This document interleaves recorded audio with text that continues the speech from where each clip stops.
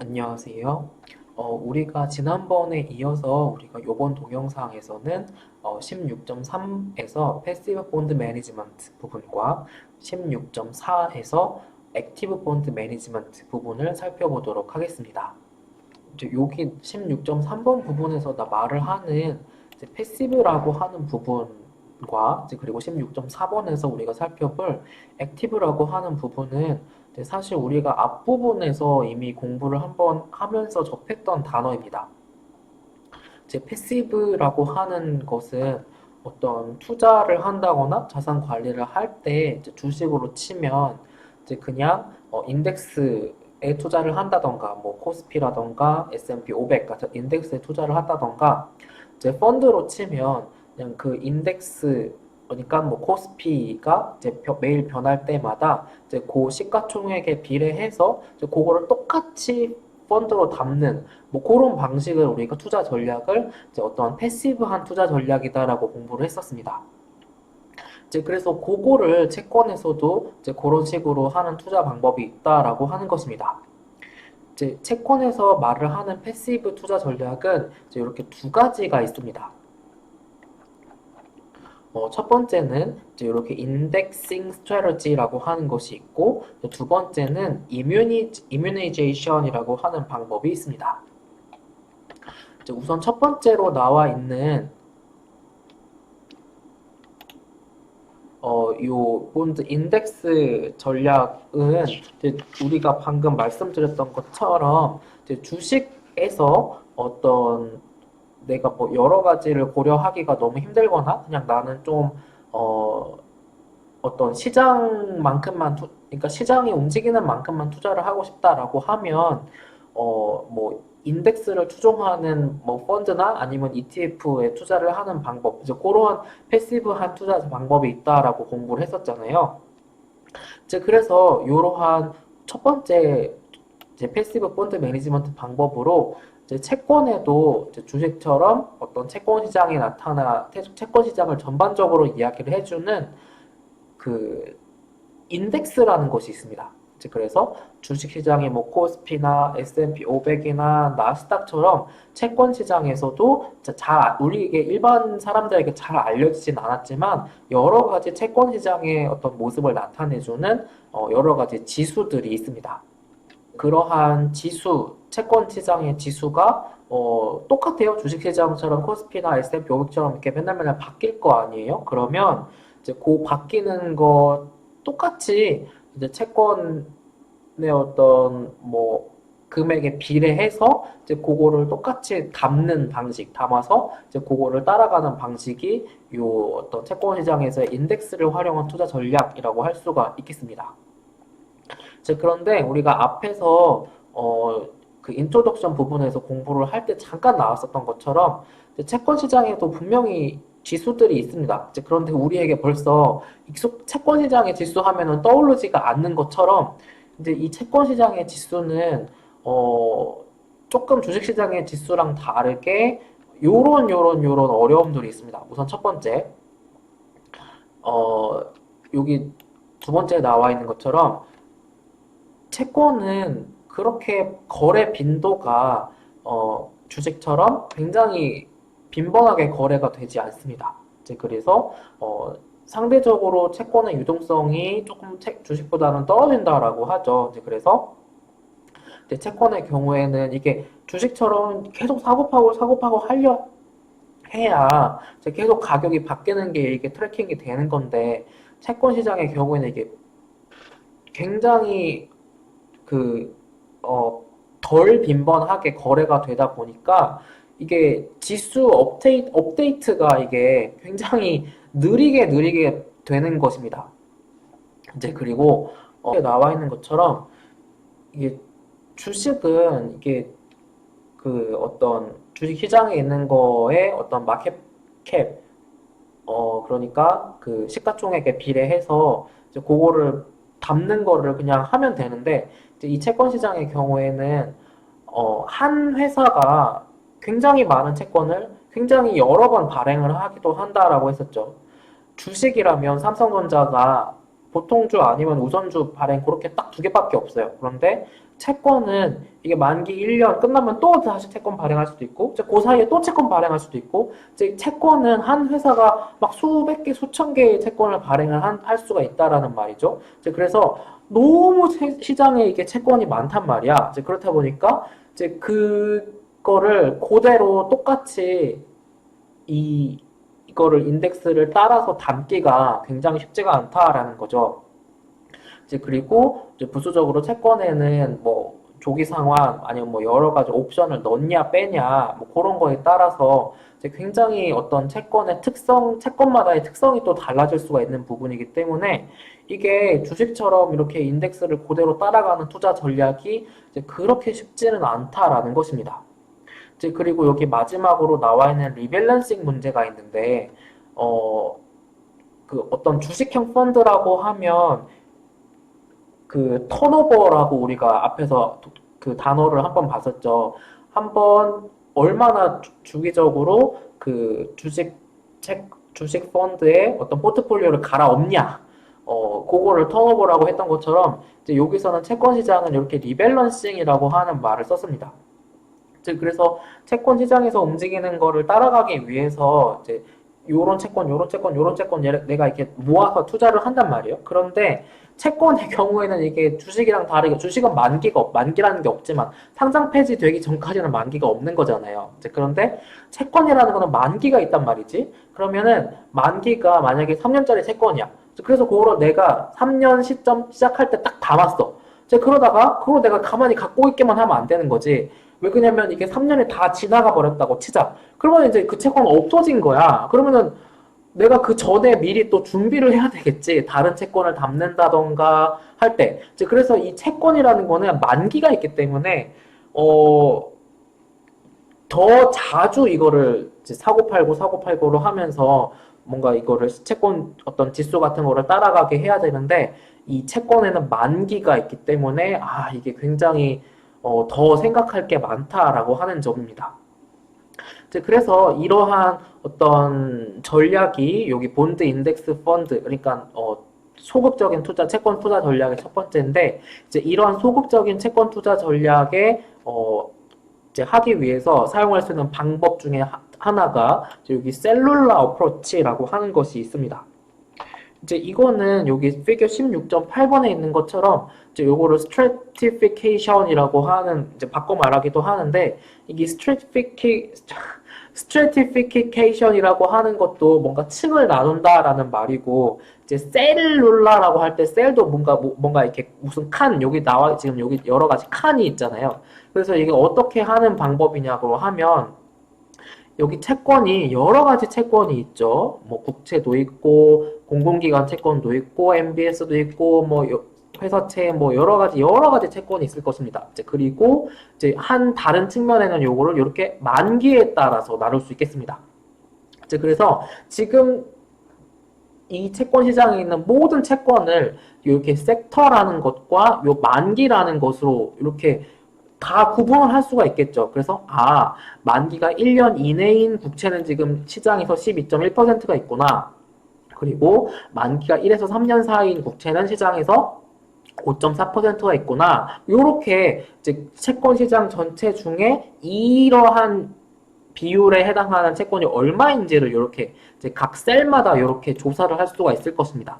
이제 그러면 이제 요 채권을 이제 12.1% 담고 이제 대표적인 거 골라가지고 이제 그리고 또 요 채권을 내가 내 비율 중에 5.4%가 되게 담고 이제 요러한 거를 내가 또 내 비율 중에 4.1%가 되게 담고 이제 요러한 방법으로 투자 포트폴리오를 짤 수 있는 방법이 요 셀룰러 어프로치 혹은 스트래티피케이션이라고 하는 방법입니다. 되게 별거 아니죠, 그렇죠? 이제 그리고 여기 지금 피겨 16.8번에는 아니 그러면 이거 다 합치면 100%가 돼야 되는데 지금 이거 100%가 안 되잖아요 라고 하는 질문을 하실 수가 있는데 이게 그 이유에 대해서는 교과서에 나와 있는 게 없어서 그냥 그 생각을 해본 제 추측을 말씀을 드리면 이제 여기 지금 나와 있는 요런 종류들 말고 다른 채권들도 있겠죠. 이제 그렇기 때문에 이제 요게 지금 채권 시장의 모든 면을 다 이제 모든 경우의 수를 다 표시를 한 거는 아닐 것 같다. 그래서 이게 합쳐도 100이 안 되는 것 같다라는 것이 뭐 중요한 부분은 아닐 것 같은데 혹시 이제 질문을 하실 수도 있을 것 같아서 이제 생각해 본 제 생각입니다. 이제 그리고 두 번째 채권을 이용한 소극적인 투자 전략은 여기 나와 있는 것처럼 immunization이라고 하는 방법입니다.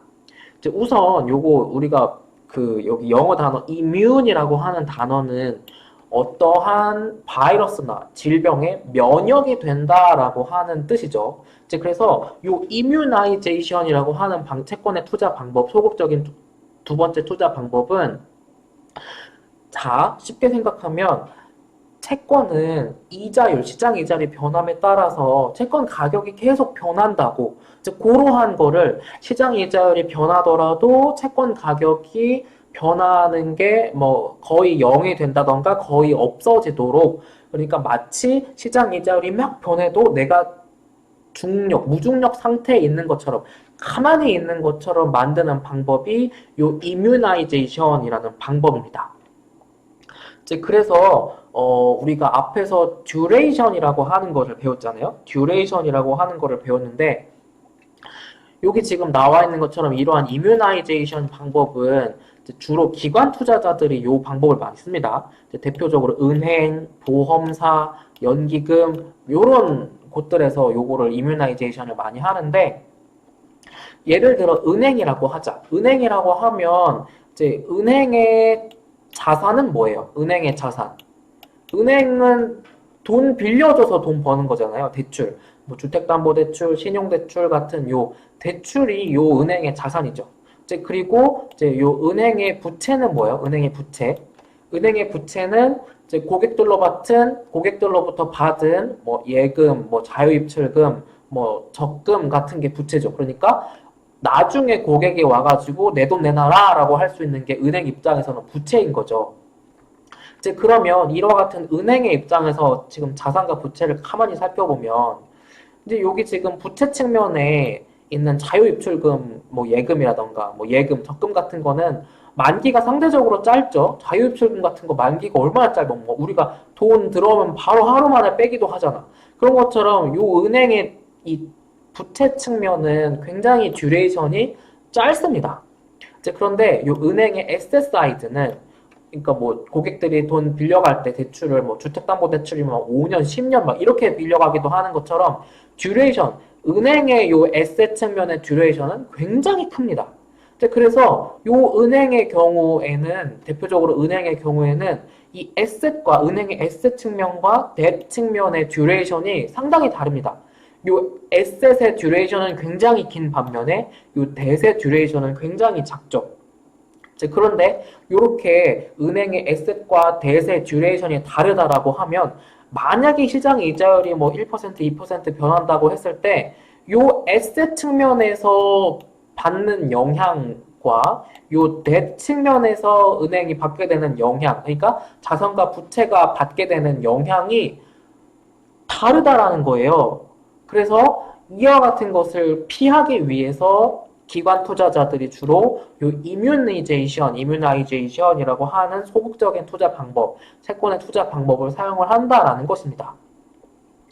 그래서 여기 지금 만약에 은행이라고 하면 이런 거를 생각을 해볼 수가 있죠. 우리가 적금을 들었어. 은행 가서 적금을 들었어. 그러면 우리가 뭐 만기 3년짜리 적금을 들었다고 치자. 그러면 이게 만기가 3년짜리 적금을 들었다는 거는 은행 입장에서는 3년 뒤에 저 고객이 분명히 나한테 와가지고 돈을 달라고 할 거다라는 거죠. 자, 그러면 그거를 예상을 하고 은행 입장에서는 3년 후에 고객에게 돈을 줄 수 있도록 돈을 준비를 해야 되는 거지. 그래서 뭐 3년짜리 은행 입장에서 3년짜리 뭐 국채에 투자를 해 놓는다던가 무이표채 뭐 그렇게 투자를 해 놓는 거지. 그런데 시장 이자율이 바뀌게 되면 이게 은행의 요 에셋과 뎁이 듀레이션이 서로 다르다 보니까 민감한 정도가 서로 다르다라는 거죠. 그래서 이렇게 지금 기관 투자자들이 사용하는 소극적인 방법이 이뮤니제이션, 면역화라는 방법이고 이제 이렇게 하는 방법을 듀레이션 매칭이라고 합니다. 이제 그래서 뭐 이 어떤 기관의 에셋과 이제 부채의 듀레이션, 에셋의 듀레이션과 뎃의 듀레이션을 좀 일치시킨다든지 아니면 최대한 유사하게 이렇게 조정시키는 게 이 듀레이션 매칭이라고 하는 것입니다. 이제 이거는 뭐냐면 지금 제가 우리가 이제 뒤에서 파생 상품이라고 하는 거, 뭐 선물, 옵션, 스왑 같은 거를 볼 텐데 파생 상품에 투자를 하는 목적이 이제 대표적으로 해지 목적이 있습니다. 이제 이 해지 목적이라고 하는 것은 뭐냐면 예를 들어서 내가 삼성전자 주식 하나를 샀다고 하자. 삼성전자 주식 한 주를 샀다 하자. 이제 그러면 이와 같이 삼성전자 주식 한 주를 갖고 있는 사람은 뭐가 걱정이 돼? 뭐가 걱정이 되지? 이 삼성전자 주식이 가격이 떨어질 게 걱정이 되는 거지. 이제 그러면 이제 요거를 underlying asset, 기초 자산이라고 하는데 이제 요거를 어떻게 이 위험을 리스크를 해지를 하냐면 삼성전자 주식이 떨어졌을 때 이익을 볼 수 있는 파생 상품을 사는 거야. 이제 그래서 여기서는 주식 가격이 떨어져서 손실이 난다 하더라도 이제 여기서 이익이 나서 요거를 똔똔하면은 리스크가 없어지게 되는 거지. 이러한 것을 대표적으로 해지라고 한다라고 생각을 쉽게 이해를 하실 수 있겠습니다. 이제 그런데 요 기초자산 없이 이렇게 파생 상품만 투자를 하는 방법은 이제 요거를 투기, 스페큘레이션이라고 하고요. 그리고 다른 또 이제 아비트라지 라고 하는 방법 목적이 또 있죠. 그래서 이렇게 요거는 우리가 나중에 파생 상품에서 또 배울 거예요. 그래서 이렇게 세 가지가 있는데 그 중에 요 파생 상품에 투자를 하는 첫 번째 방법인 해지가 바로 이 리스크를 없애기 위해서 이러한 파생 상품을 투자를 한다는 거죠. 그래서 이게 파생 상품의 해지와 같은 방법이 요 채권의 이뮤나이제이션이라고 하는 것입니다. 자, 그래서 여기 지금 잠깐 넘어가서 조금 이해를 하기 위해 잘 하기 위해서 테이블 16.4번을 볼게요. 여기 지금 여기 지금 5년 이렇게 있는 채권이 있어요. 만기가 6년인데 지금 이 채권의 경우에는 듀레이션 계산해봤더니 5예요. 5. 그래서 이러한 채권이 시장 이자율이 그 8%대 쿠폰율이 8%, 쿠폰 레이트가 8%로 이렇게 발행이 돼서 이렇게 액면 발행이 된 상황이야. 이제 그러면 이러한 채권의 경우에는 이렇게 만기 때 요 채권에 투자를 하고 있으면 만기 때 나한테 요만큼의 현금 흐름을 주는 거예요. 그래서 요게 지금 요렇게 지금 만기까지 갈 때까지 시장 이자율이 8%로 변함이 없으면 이게 문제가 없이 요만큼의 현금 흐름이 나한테 오는 건데 만약에 이제 가다가 시장 이자율이 이렇게 7%로 떨어졌네? 이제 그러면 이게 지금 시장 이자율 떨어지면 채권 가격 오른다 했죠. 이제 그런데 또 그러면 그렇게 시장 이자율이 떨어지게 되면 채권 가격이 오르는 게 있겠지만 플러스 또 뭐가 있냐면 중간에 받는 쿠폰이 재투자된다 했죠.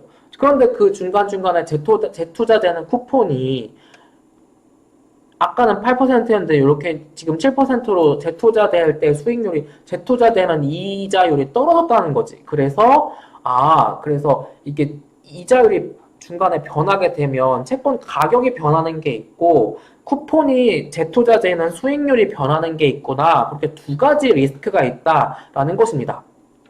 그래서 이렇게 지금 시장 이자율이 7%로 낮아진 상황에서는 지금 여기 만기 때 나한테 요만큼의 돈을 준다라는 거죠.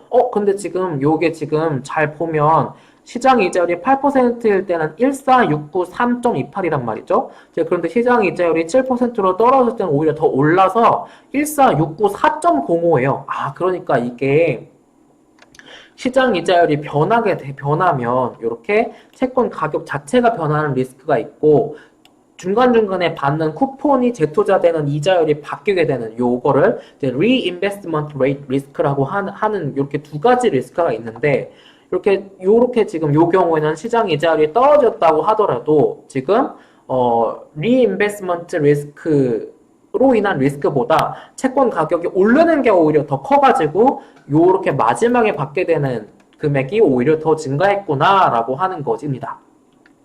반대로 여기 C번 나와 있는 것처럼 이제는 시장 이자율이 이렇게 9%로 올랐다고 치자.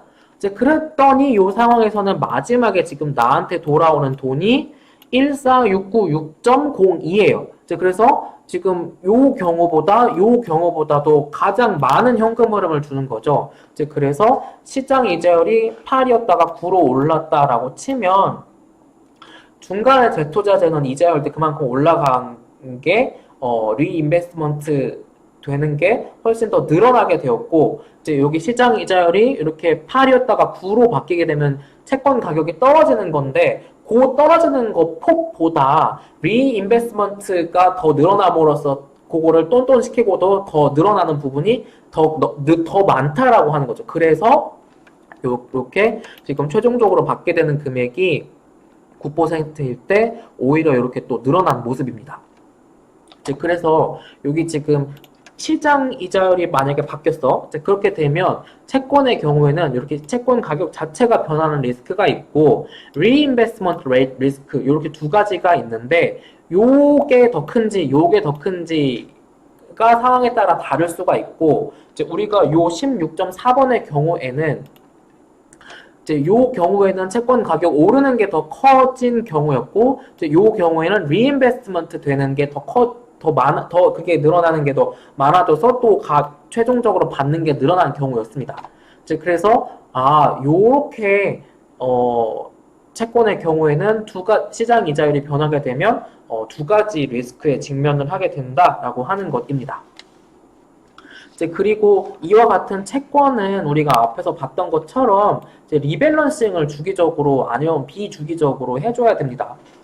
그런데 이와 같은 채권을 투자를 할 때는 리밸런싱이 그렇게 쉽지는 않은 게 그냥 내가 가만히 있어도 채권은 만기가 계속 짧아지는 거잖아. 만기가 쪼그라드는 거잖아.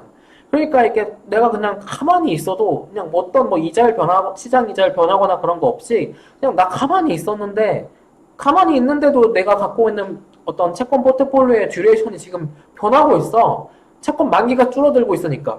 그러니까 리밸런싱이 또 쉽지가 않은 문제가 있고, 또, 아까 여기 은행 그런 모습을 봤던 것처럼, 이 포트폴리오의 자산의 듀레이션과 부채의 듀레이션이 시장 이자율 변화에 다르게 서로 하다 보니까, 이게 또 리밸런싱이 쉽지가 않은 문제가 있다라는 것입니다. 그래서 요렇게 우리가 이제 패시브 본드 매니지먼트에서는 요렇게 두 가지 소극적인 방법이 있겠구나라고 하는 것을 살펴봤고요. 여기 피겨 16.9번을 보면 여기 파란색으로 나와 있는 요 진한 선이 이제 우리가 요 앞에 테이블 16.4에서 본 A, 그러니까 시장 이자율이 8%일 때 해당하는 이자율입니다. 그리고 요 점점점점 선은 시장 이자율이 9%일 때, 그러니까 8%보다 오를 때를 생각을 하시면 되는데, 시장 이자율이 오르다 보니까 이렇게 채권 가격이 낮아지게 되죠. 그런데 오히려 이게 더 금액이 커지게 된 이유가 중간중간에 재투자되는 거에 수익률이 그거로 인해서 늘어나는 게 더 커졌기 때문에 여기 지금 요 D점을 지나면서부터는 요 듀레이션 점을 지나면서부터는 오히려 요 파란 선보다 요 점점점점 선이 오히려 더 위로 이렇게 가고 있는 모습입니다. 네, 그래서 우리가 지금 동영상 길이가 조금 길어지고 있어서 요번 동영상에서는 여기까지 공부를 하고 또 나머지 부분은 다음 동영상에서 이어서 보도록 하겠습니다.